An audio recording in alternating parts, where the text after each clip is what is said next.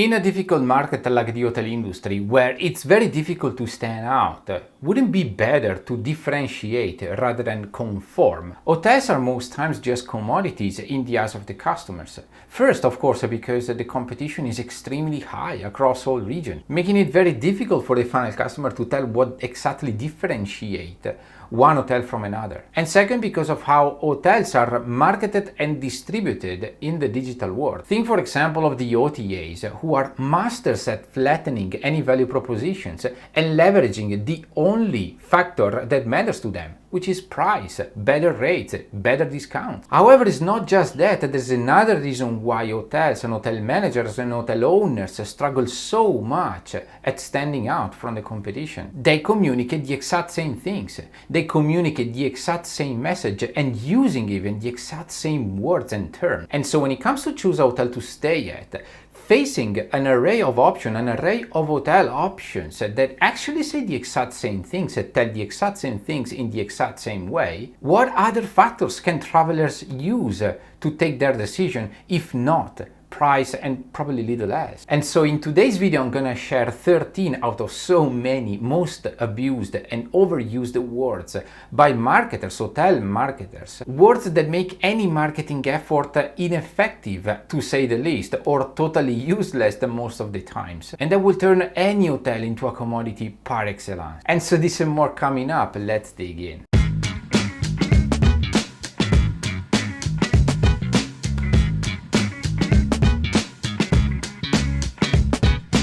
The words and the terms that I am about to share can be found on many different hotel websites or hotel adverts. When used and found on a hotel website, they simply become irrelevant. In advertising instead, these words trigger a phenomenon called ad blindness, which essentially makes the advert totally invisible in the eyes of the potential customer. And I'm 100% sure that most, if not 100% of them will sound familiar to you too. So let's start with the first one. Welcome to hotel name. Now, this is found on so many different websites across all regions and countries. And I really hope that by now, actually, every single hotelier in the world knows that the very first second, someone says 3, someone says 5, someone says even 7 seconds, as soon as someone lands on a hotel website, are the most important to catch their attention. And the point is that what kind of attention can we get by simply saying welcome to hotel name? And I really come out to the conclusion that those who actually use this saying, either they don't know what else to say and therefore they just fill up the blanks, or probably they have seen the exact same things across so many other hotel websites that they conform, and since they don't know what exactly to do, they just do what everyone else does. Now, welcome to hotel name is very nice and very good to say upon check-in, but when trying to get a booking, a guest, to generate some revenue, this saying is totally useless. Term number 2, enjoy. I think probably 50% of the hotel adverts out there, both on Google or on Facebook or wherever, they actually include or even start with the words enjoy. Enjoy this, enjoy that. And so enjoy is a very easy, very easy term to use because it can be used with anything after that. Any other term, any other services, any other whatever beautiful thing a hotel can offer can be attached to the word enjoy. This is not a video about the terms that you shouldn't be using because they are bad. It's my suggestion for you not to use them because everyone else does. Term number 3, discover. This is actually quite interchangeable with enjoy, and most of the times it is used in the same context. It's very easy to use, and again, it can be followed by any other thing. This personally to me is a term that I really dislike for the very simple reason that it is very often associated with another term that I really dislike, which is term number 4, experience. By definition, the word experience entices something unique, something that travelers will experience only in that specific hotel. And so it shouldn't be used so often by everyone, because whatever it's been appended after that, whatever comes next to enjoy, discover, or experience is just going to be undervalued. Term number 5, explore, is very similar to all others. Explore is more likely associated with the location, with the destination. So explore the city, the town, the shores, and whatsoever. Term number 6, and here things have become quite interesting in my opinion. Luxury. And I'm pretty sure I'll probably end up getting a few enemies, because here's the thing, in full honesty, I have lost count of the hotels that are considered and sold as luxury when they're actually not luxury. Hotels that are very comfortable, very nice indeed, but not luxury. And so I guess you might be asking, what is luxury? What is the definition of luxury? As a matter of fact, there is no objective life that defines and differentiates what is luxury and what is not. But okay, let's assume that you're dealing with a real luxury hotel and you have to promote a luxury hotel. Please make sure to show something that is really luxury as objectively as you can. Because when I look at an ad like this that is sold as luxury, to be honest, I don't see a single pixel in this picture, in this ad, that says luxury. It's a typical case of wannabe luxury hotel, an ego-driven ad. Term number 7, exclusive. Now, exclusive is potentially a very good term because it's the exact opposite of commodity. And so you might think that hoteliers should be using this term as often as they can. The problem is that it's not in the term itself, it's what comes after the word exclusive. Let's take the example of exclusive benefits. Cool, what are these benefits? What makes these benefits so exclusive? Because if the benefit is like 10% off from the best available rate, or probably flexible cancellation, or the breakfast included, I mean, seriously, these are nice benefits, but okay, what is exclusive? Term number 8, relax. I don't know how to explain, but my personal opinion is that it's as if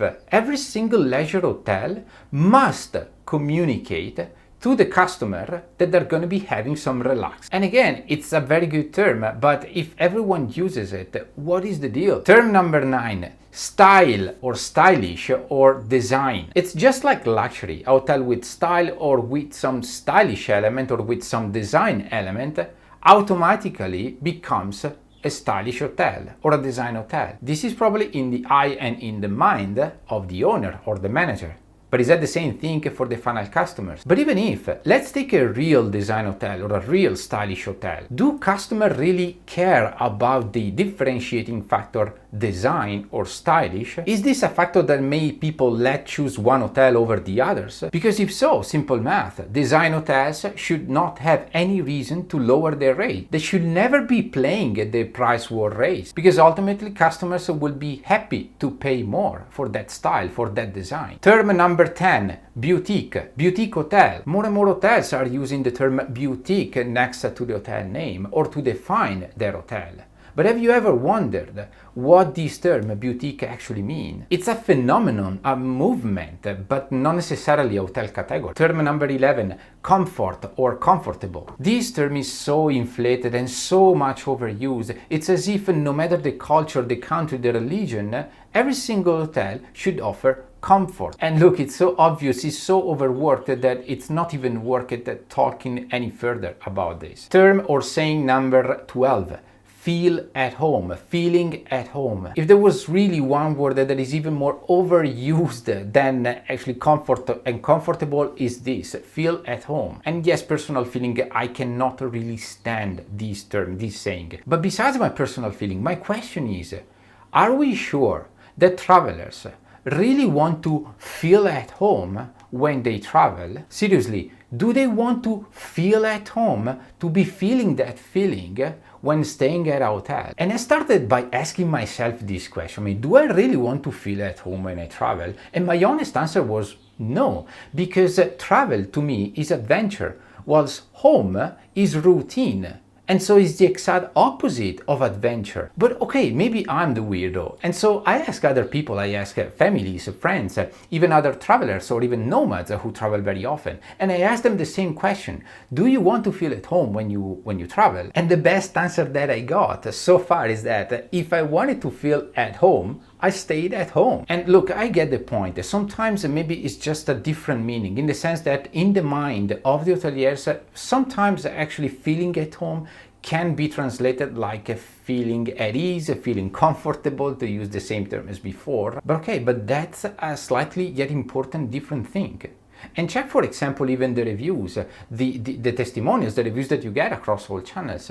Do people really highlight the fact that they felt at home? Sometimes, of course, yes, but I'm talking statistically. Do you get so many reviews of people saying that they really felt at home? Term number 13. Escape. Escape is a good word indeed. As a matter of fact, it entices adventure. But we just come from feeling at home and now escape. These two terms that communicate the exact opposite meaning. Routine versus adventure. Secure and safe versus breaking free. Words have the power to make people dream, to let them feel the emotion and the sensation of what they're picturing in their mind that they're going to be having when staying in a place and staying in a hotel. If the words that we use to communicate our message are contradictory, meaning they communicate the exact opposite meaning, there won't be any dreaming in their mind, in the mind of those potential travelers that we are trying to get and to persuade.